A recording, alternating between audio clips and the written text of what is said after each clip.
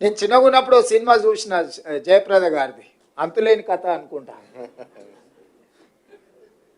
ఆవిడ పెళ్లి చేసుకుందాం అనుకుంటుంది, లోపల చెల్లెలు పెళ్లి వస్తుంది, కుటుంబ సభ్యులు, తల్లి ఆరోగ్యం, ఇట్లా జీవితకాలం ఆవిడ కష్టపడుకుంటూనే పోతుంటుంది. చివరికి కూడా తన జీవితంలో తన ఆనందం ఏం లేకుండా మళ్ళీ కుటుంబం కోసమే మళ్ళీ బయలుదేరుతుంది. అట్లనే ఈరోజు ముఖ్యమంత్రి పదవి వస్తే చాలా సంతోషంగా ఉండొచ్చామని కాకముందు అనుకున్నా. ఇప్పుడు ఇంకా బాధ్యత పెరిగింది, నాకు బరువు పెరిగింది. అంతకుముందు పార్టీ అధ్యక్షుడిగా 12 గంటలు పనిచేస్తే సరిపోయేది, ఇప్పుడు 18 గంటలు పనిచేసినా కూడా సరిపోవడం లేదు. ఇది సంతృప్తినిచ్చే బాధ్యత. ఇది నేను బరువుగా చూడట్లేదు, బాధ్యతగా చూస్తున్నా. అందుకే మీ సమస్యలను పరిష్కరించి వాస్తవం మీరు ఆలోచన చేయండి. మీరు ఒకవేళ నన్ను ఇష్టపడే వాళ్ళు ఉండొచ్చు, ఇష్టపడని వాళ్ళు ఉండొచ్చు, నా పట్ల కోపంగా ఉండే వాళ్ళు కూడా ఉండొచ్చు. అందరు 100% నన్ను ఒప్పుకోవడానికి నేనే స్వామీజీని కాదు, రిషిని కాదు. నేను ఒక సగటు ప్రజాప్రతినిధిని. లైక్లు డిస్లైక్లు మీకు ఉండొచ్చు. గతంలో మీ జీతభత్యాలు ఎప్పుడు మీ ఖాతాలో పడేది, మీ సోదరుడు ముఖ్యమంత్రి అయినాక ఏ తారీఖు నాడు మీ జీతాలు వస్తున్నాయి ఒక్కసారి మీరు అంచనా వేసుకోండి. ఆ రోజు మీరే, ఈ రోజు మీరే ఈ ప్రభుత్వాన్ని నడుపుతున్నది.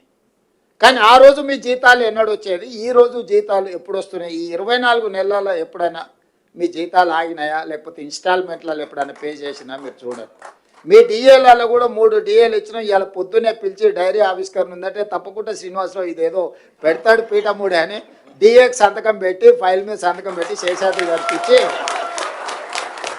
కనీసం పోతే ఏదన్నా సంతోషకరమైన వార్త ఒక్కటనే చెప్పాలి కదా నేను వాళ్ళకు అని పొద్దున్నే సిఎస్ గారిని, సీఎం పేషెంట్ అధికారులను పిలిచి మాట్లాడి మీ డిఏకు సంతకం పెట్టి వచ్చిన.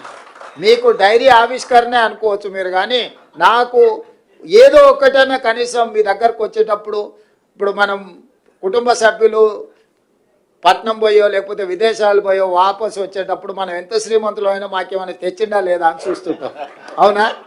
మీరు కూడా ఎప్పుడైనా క్యాంప్ పని మీద పోతే మీ పిల్లలు ఇంట్లో ఉంటే, మీ పిల్లలు చిన్నోళ్ళు ఉన్నా లేకపోతే మీ మనవరాళ్ళు చిన్నోళ్ళు ఉంటే వాళ్ళకి ఏమైనా ఉండని మీరు చివరికి చాక్లెట్ అన్నది తెచ్చిందా లేదా అని వాళ్ళు చూస్తారు, అవునా?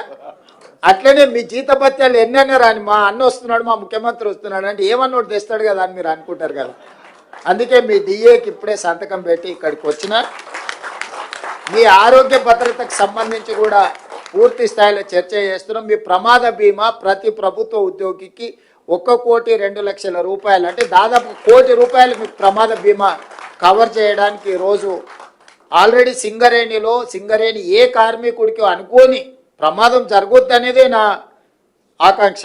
కానీ అనుకోని సంఘటన ఏదైనా జరిగి, ప్రమాదం జరిగి ప్రాణాలు కోల్పోతే ఆ కుటుంబం శాశ్వతంగా పెద్ద దిక్కును కోల్పోయినట్టే. అందుకే సింగరేణిలో 1 కోటి రూపాయలు, ఎవరు చనిపోయినా 1 కోటి రూపాయలు ఇచ్చే స్కీమ్ తీసుకొచ్చిన. ఈరోజు ప్రభుత్వానికి పనిచేసే ప్రతి ఉద్యోగికి 1 కోటి రూపాయలు ప్రమాద బీమా వచ్చే విధంగా మా ఆర్థిక మంత్రి గారు చెప్పిన తొందరలోనే అధికారికంగా మీకు ఆ వార్త కూడా నేను అందించడం జరుగుద్ది. అదేవిధంగా చాలా ఇష్యూస్ మీరు నా దృష్టికి తీసుకొచ్చిండ్రు. నిరంతరం మీతో చర్చలు చేస్తూనే ఉన్నాం. గతంలో నెలకు 200 కూడా ఇచ్చేది